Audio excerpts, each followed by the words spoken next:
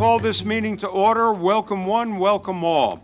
And if we can call for the invocation by the Reverend Terry Shuttlesworth from the pastor of Dominion Christian Center, please. And please rise and stay standing for the Pledge of Allegiance. Welcome. Thank you.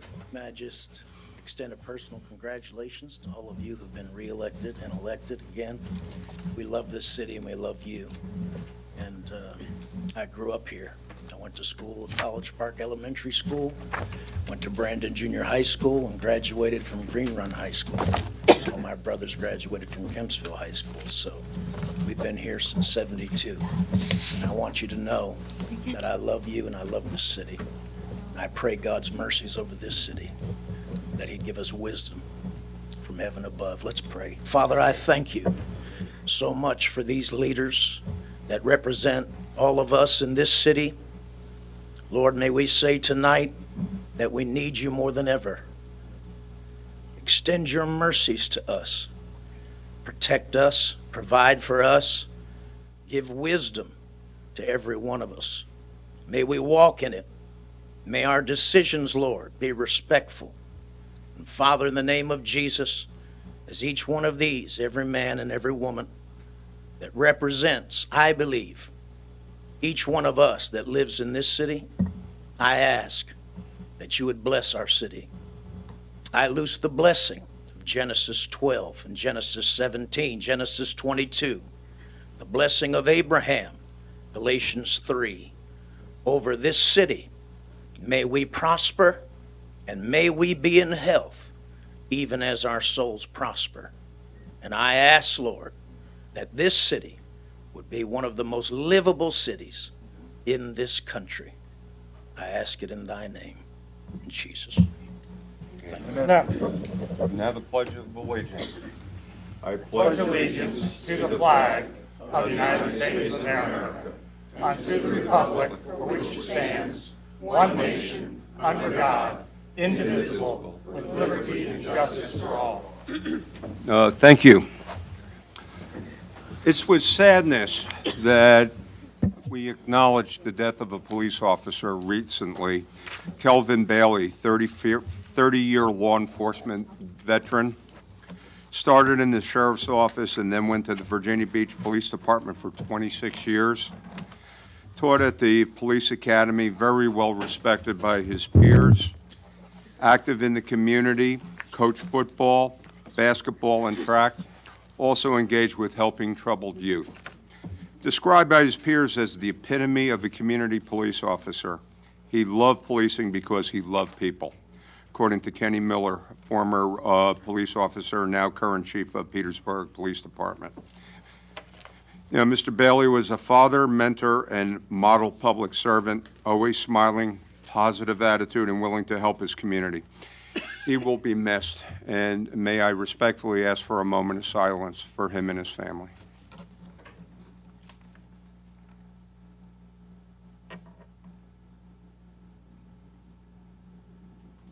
I thank you very much. And Mr. Jones, I understand we have a presentation. Yes, if I may, Mr. Mayor.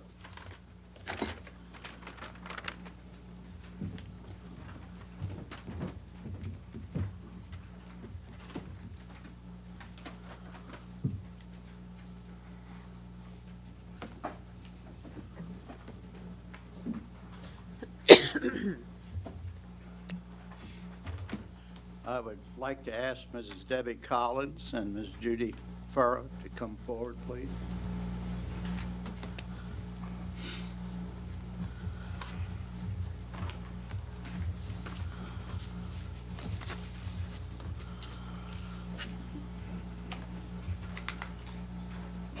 Ladies and gentlemen, members of council, Mr. Mayor, over the last 6 months, I've had the pleasure of serving as your mayor.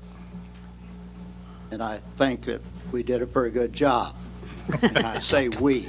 Yes, we did.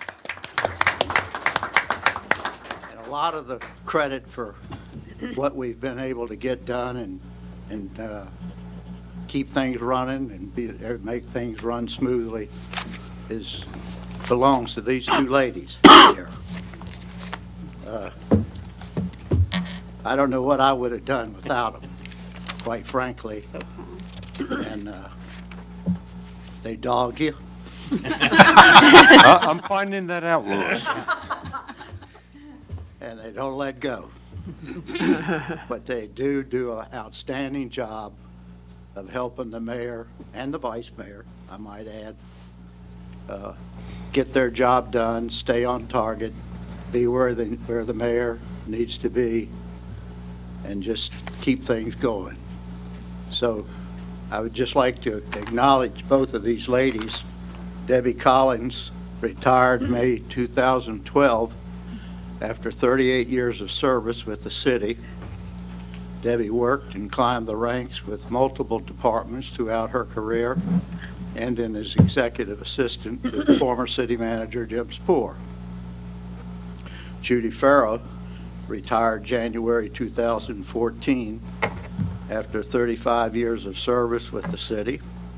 Judy began her career in Parks and Recreation in 1994, began working in the city manager's office as executive assistant to former Mayor Meyer Obendorf, and then with former Mayor Will Sessoms. They began job sharing as executive assistant for former Mayor Will Sessoms in March 2014, and have continued that role after his resignation from office in April as executive assistant to myself, Louis Jones. Debbie and Judy have tendered their resignation for the end of this month.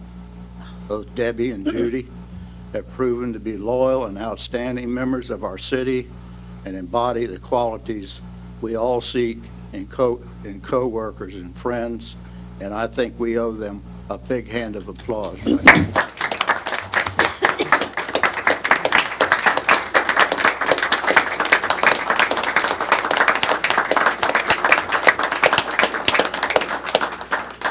And so we have, with a very short budget,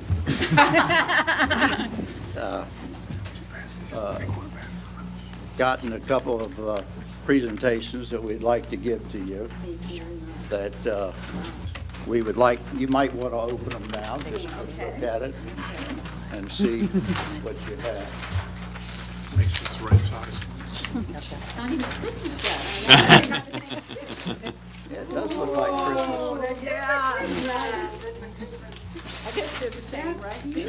There's no place like home. Like a Lewis opening. Hey, Lewis. Judy, yours is of me. Yeah. Oh, Very cool. Just so you don't forget what it looks like. 24 years total look, and that's why. 39. Very nicely done. But anyways, Yeah. She wants to speak. Okay. thank you very much, ladies, for I'll do it. keeping me straight and for helping us so profoundly. Thank you. It's our pleasure to serve the council. Thank you. Thank you all. It's been our pleasure.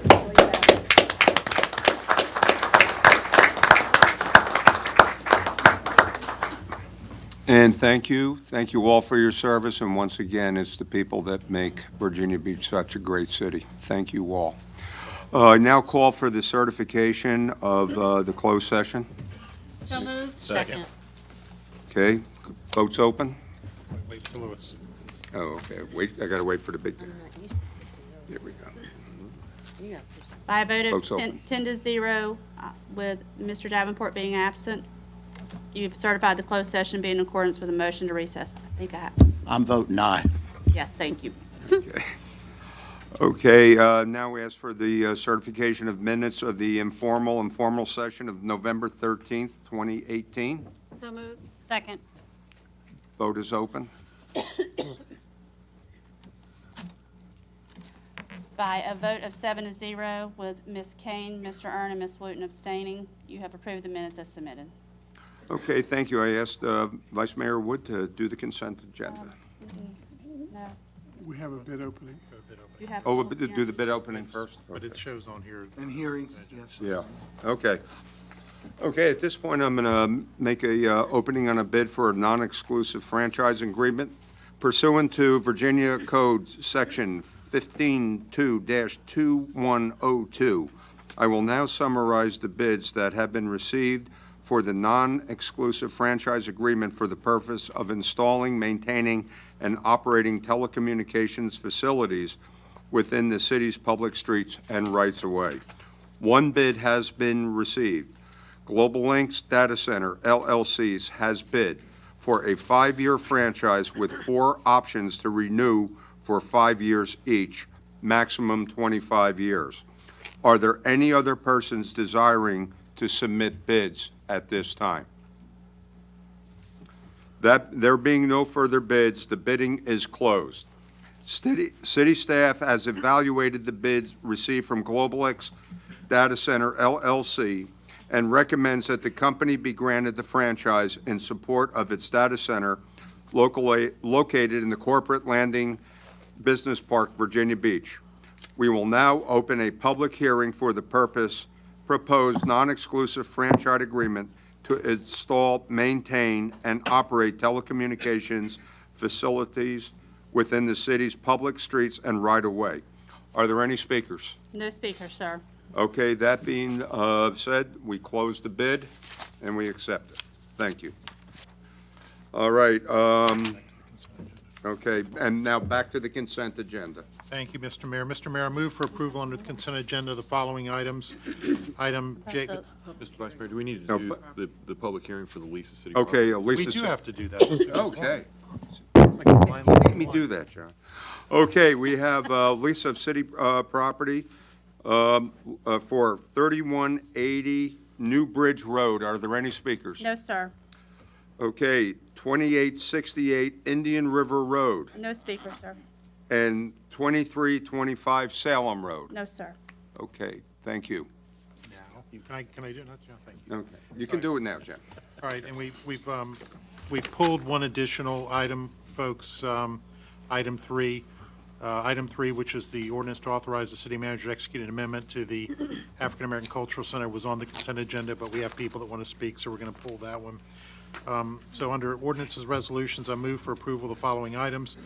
Item 1, resolution to move and reschedule the January 1st, 2019 regular meeting of the City Council to January 8th, 2019, with the time and location to remain the same. J2, ordinance to amend City Code 21-353 and 21-354, Cavalier Shores Neighborhood Residential Parking Permit parking, and that's to deferred to February 5th, 2019. Item J2B, which is 23-48, 2350, open storage of rusted junk machinery, equipment, grass, and weeds on parcels of land zoned for an inactive farming operation, and that's for indefinite deferral. Item 4, ordinance to authorize the city manager to execute a lease of city-owned property for up to 5 years. A. Dolly Family Farms LLC, 2865 Indian River Road. Scott Morris Farms LLC, 3180 New Bridge Road. Dolly Family Farms LLC at 2325 Salem Road. Item 5, ordinance to grant a non-exclusive franchise to Global Links Data Center LLC regarding install, maintain, and operate telecommunications facilities within the public streets and rights-of-way. Item 6, ordinance to authorize temporary encroachments into a portion of city property known as Sand Broad Inlet at 2821 Wood Duck Drive regarding construction and maintenance of an open pile pier and boat lift. Item 7, ordinance to accept and appropriate $15,570 to emergency medical services regarding purchase of additional equipment and medical supplies.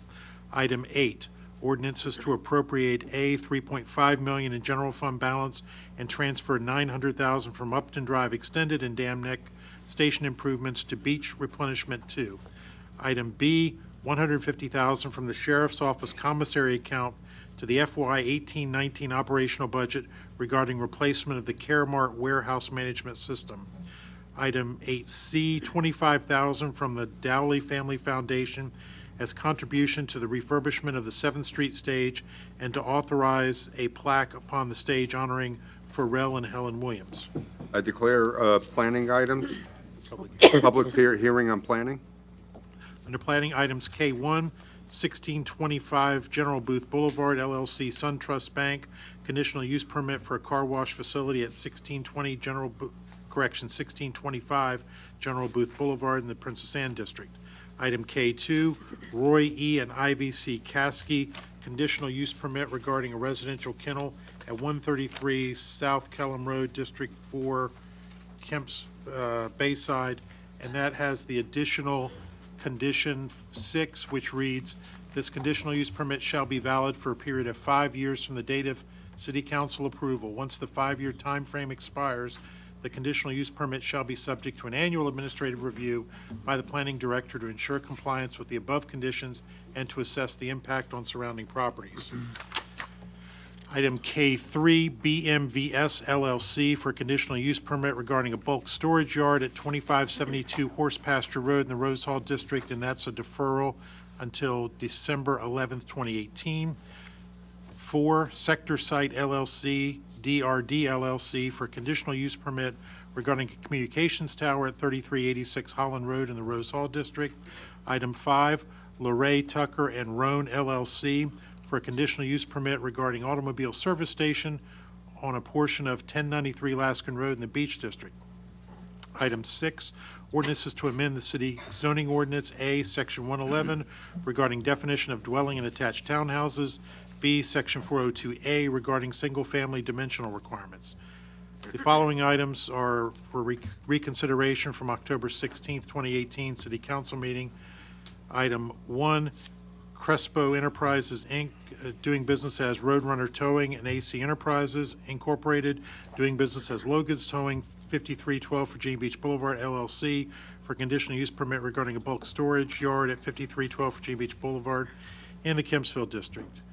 Item 2, Greer Hahn Enterprises Incorporated, Pools Dockside, LLC, for modification of conditions regarding a commercial marina at 3311 Shore Drive, approved on April 22nd, 1974, District 5, Lynn Haven.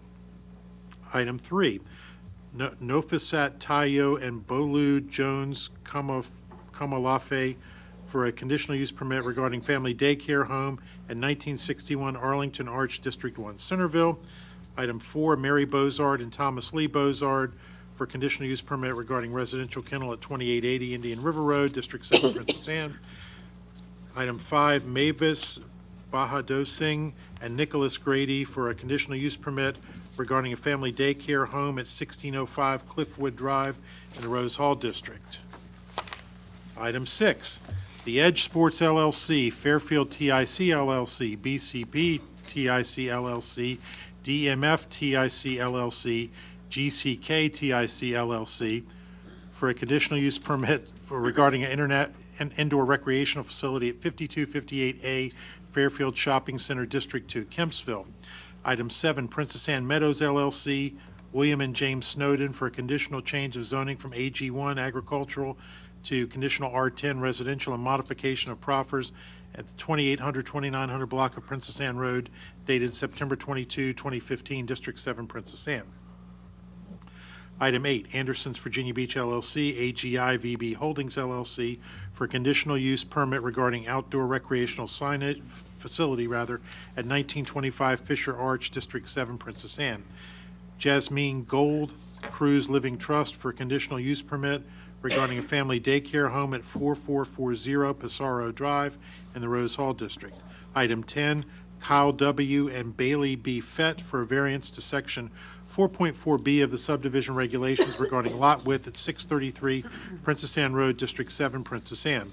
Item 11, ordinances to adopt and incorporate into the Virginia Beach Comprehensive Plan the Burton Station Strategic Growth Area Master Plan 2018, which will supersede the Burton Station Strategic Growth Area Master Plan 2009, and amend the Executive Summary Sections 1.2 Urban Areas and Chapter 3 Plan Implementation Agenda for Future Action of the Comprehensive Plan 2016 pertaining to the Burton Station Strategic Growth Area Plan.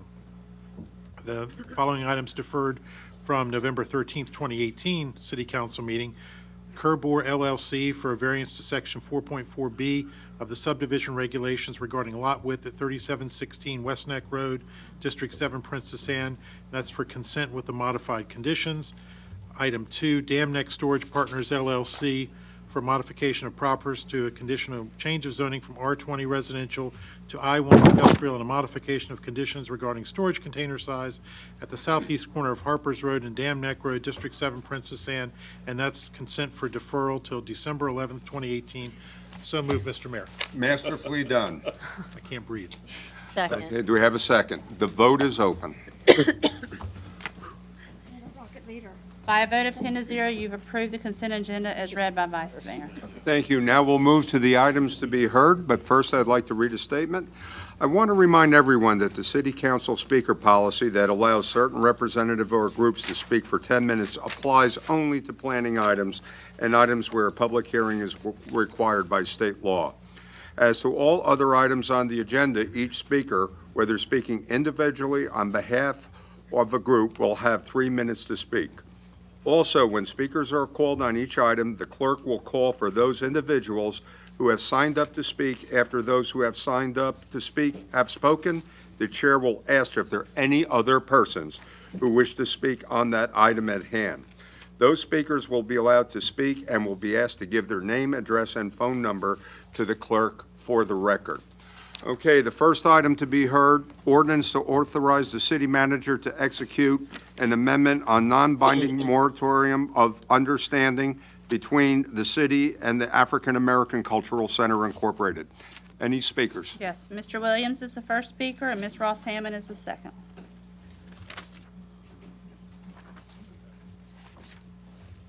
Hey, welcome, Bruce. Welcome. Good evening, members of council. Good evening. Those of you who have just joined the council, thank you, congratulations. I want to first thank this organization for its support of the African American Cultural Center. I am the new president elect of the center. Our goal is to build this facility. I'll tell you a little story. There's a lady by the name of Mary Levis. She was a owner of a restaurant in Portsmouth, freed black woman in the 1860s.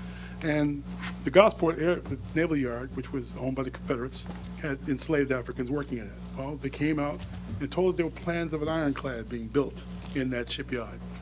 They spirited the plans to her. She took them to Secretary Stanton in Washington, D.C., in the 1800s, to inform the Union that an ironclad was being built, thus speeding the Union to build the Monitor. Had the Monitor not shown up in Hampton Roads and fought that battle to a standstill, the Civil War would have been a different outlook. Now, that story may be different. They might hear it, may not know about it. But that's the kind of stories we're going to tell at this African American Cultural Center. The connection of the region to the entire assets of what the African American community meant to the region, to the country. Virginia has meant the country. The origins of it come from it. The first elected legislative body, women, the African Americans first here. So this center, which is located quite conveniently in the area where 264, 58, and 13 combined, all come together, is the perfect spot for the tourist area that's top 20 in America. We thank you for your support. We thank you for this transfer. We know that we will make the city proud and we'll get this project done. And again, we thank those, particularly Councilman Jones, for helping us get this done, and all the others who have supported us, this entire body. Thank you very much, and we hope that you will approve the consent decree. Thank you very much, Mr. Williams. Ms. Ross Hammond? Good evening to everyone. Welcome. Congratulations to Mayor Dyer and also the Councilwoman Sabrina Wooden. It's an honor to be here with you, and I am just as excited as possible. I want to quickly read you our case statement. The first African American Culture Center has been proposed to tell the story of African Americans in the region, Hampton Roads region, Virginia Beach, and with the 4.83 acre site identified and donated by the city of Virginia Beach. We have formed a unique public-private partnership, and this will be a place that brings people together, fostering community, providing extended education for all of our children, and celebrating African American history and cultural impact in the region. The center will provide much-needed facilities for the local communities and further enhance the Virginia Beach 2030 Arts Plan for a more culturally diverse community. The center will be sustained with an appropriate and achievable mix of earned and contributor income. So there will be opportunities for jobs as well as those who work with us. For these reasons, we believe the center is a project worthy of your support, and most importantly, that we will get that transfer, because we have realized that when someone mentioned this is there to be conveyed for this community who has been through a lot, seeing is believing. And I've always had the faith and know that our council members understand this and will bring it to fruition today. I would like to thank Mark Stiles, our city attorney, who did a lot of heavy lifting when he had to work with me, as he knows, to make this happen, and his staff. So I really want to thank them. I also want to thank city manager, they know, for moving along, working, and having an active listening ear. I would like to thank council member, former mayor, Louis Jones, where we went out in the storm and it was flooding, who went from place to place to find the exact spot, and there it was. And most importantly, I want to thank the entire council, because you all are my friends. And I feel good tonight. This will be a great Thanksgiving gift to us and to the entire African-American community. I want to quickly introduce my board of directors. We'll call forth, if you just come here for a second. Bruce Williams as our president, Vanessa Moore as our vice president, Cheryl Davidson as our treasurer, our secretary, Jim Banks as our treasurer, and one of our strong board members as well, William Terry Calhoun. And we have some other people back there that we need to thank, because this will give them an opportunity. We have people from NAACP. Will you please stand back there? And one from our honorary board. He'll wave his hand, Mr. Eric Majette. And we have from APAC as well, if any of them will stand. So we're happy they're all here with us. And one of our fundraising leadership person is here too, Tony Harrell, and his family grew up in the Burton area, Burton Station. So we're just showing you we have a committed group, and we know with your help, this transfer will give us the resources to leverage what we need and make this building happen. So are you ready to do this? I am. Yeah. Thank you. Oh, thank you all, and it's great when a community gets together and does great things. Thank you, thanks to all of you. Okay, any other speakers? That's all the speakers, sir. Is there anybody else in the audience that wishes to speak on this matter? In that case, do I have a motion? Move for Mayor, I'd approval. like to move approval. Second. Okay, any discussion? Okay, the vote is open. By a vote of 10-0, you approve the ordinance authorizing the city manager to execute the amendment to the memorandum of understanding between the city and the African American Cultural Center. Okay. I think, Mrs. Henley? I think we also have to recognize Amelia Ross Hammond for her vision.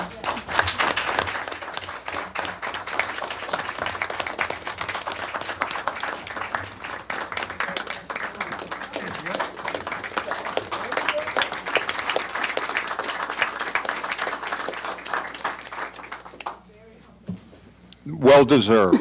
Very persistent. Yeah. Okay, the next item we have is $1 million from the Federal Emergency Management Agency, FEMA, to the fiscal 2018-19 Fire Department operating budget, RA mobilization of the Virginia Task Force 2 Urban Search and Rescue Team for Hurricane Florence and Michael. Any speakers? One, Mr. Bailey. Thank you. Hey, welcome, Bill. In case she starts the clock early. That's not. Mayor, Vice Mayor, members of council, Mr. Hanson, City Attorney. I'm William Bailey. I'm the president of Virginia Beach Firefighters, and I'm here tonight to talk about this reimbursement from FEMA to the City of Virginia Beach for the hurricanes. Certainly don't have a problem with taking $1 million from FEMA, but it certainly could have been more if the City of Virginia Beach had requested more. The problem I have with it is the city did not request the at-home pay from FEMA that our employees are supposed to get under the 44 CFR. So the city decided to take it from the employees and leave FEMA hanging on to that money. I think that's a mistake. I think the regulation is very clear, as the employees are supposed to get their at-home pay. This afternoon, you are all given this document, which is the city's input on the FEMA issue. Again, from my standpoint, I appreciate their input, but the reality is there's a couple things in here I would point out that we have mentioned in the past that others, members of the team, have been paid differently than we have been paid. In fact, this document says that Williamsburg, Portsmouth, and Newport News have paid differently than we pay. I would also point out, in the past, there have been city employees from different departments other than the fire department that have also been paid differently. So you have an inconsistency in your own policy, and in this document, it says that there will be a difficulty in creating a policy that may cost the city money. Well, city policy is very clear. It says you follow the federal regulation, the 44 CFR, and that's how the employees are to be paid. So while I appreciate the input of the fire department, the manager, and the deputy city manager, quite frankly, as was argued in federal court by the city attorney, not Mr. Stiles, that this is a city council decision. And so what I, on behalf of the firefighters, are requesting is that you all make the decision to stop the city from taking the money from the employees and request a full reimbursement from FEMA.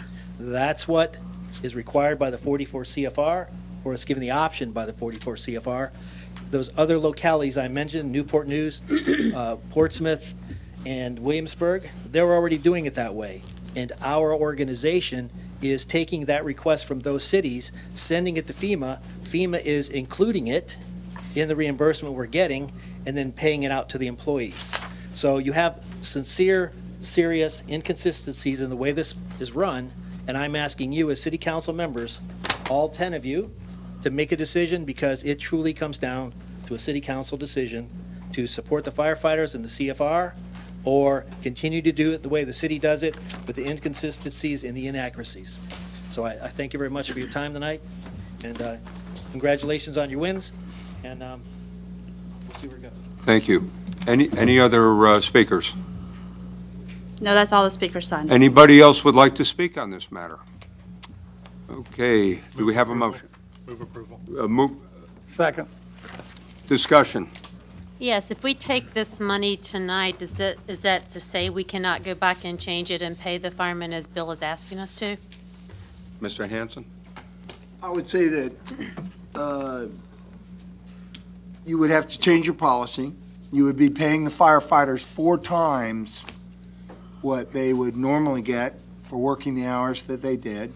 They're already getting paid 3 times the amount of normal pay. Well, I understand that. associated with it. I'm sorry, I understand that. I'm just asking if we want to change that and do what the union president is asking us to do, if us accepting this tonight, is that negating us being able to do that in the future? We can always petition.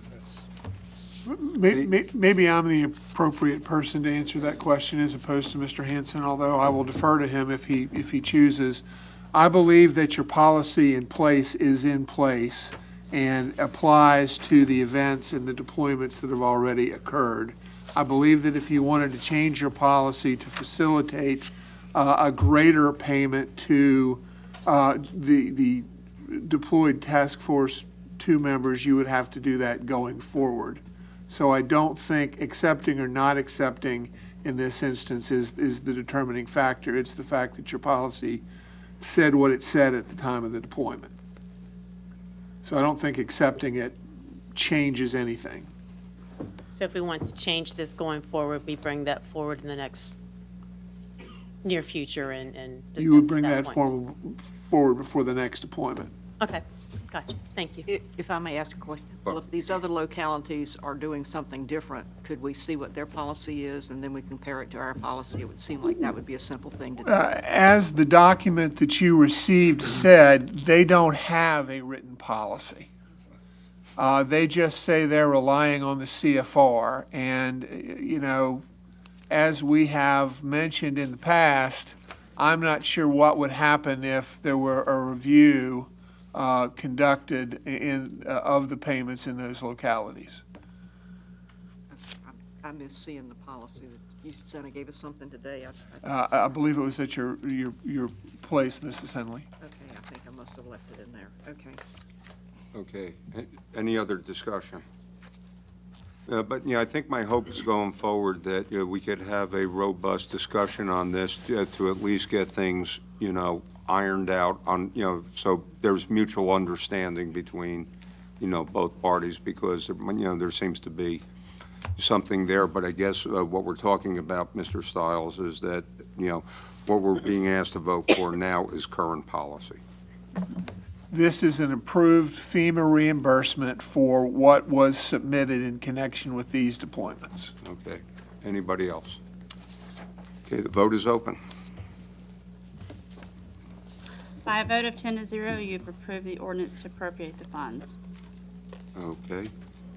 All right, any other items to be brought, under, I guess we're under old business. I understand we have a Boy Scout in the chambers.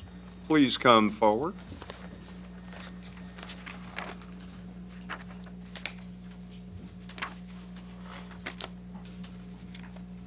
Hey, come on up. How you doing? Thanks for coming. What's your name and troop? I'm William Bruton, and I'm from 362. Oh, that's outstanding. We want to welcome you on behalf of the city council. And if you come forward, we'd like to present you with a little pin with the city seal on it. And thank you very much, and appreciate you coming. Okay, thank you. Okay. Mr. Mayor, he's working on his citizenship in the community merit badge. Wow, outstanding. Future leaders right here. Thank you very much. Okay, is there any other unfinished business to discuss at this point?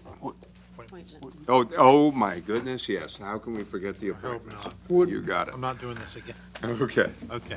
Mr. Mayor, I move for, nominate the following people for appointment to various boards and commissions. First, Beaches and Waterways, Chris Hamilton.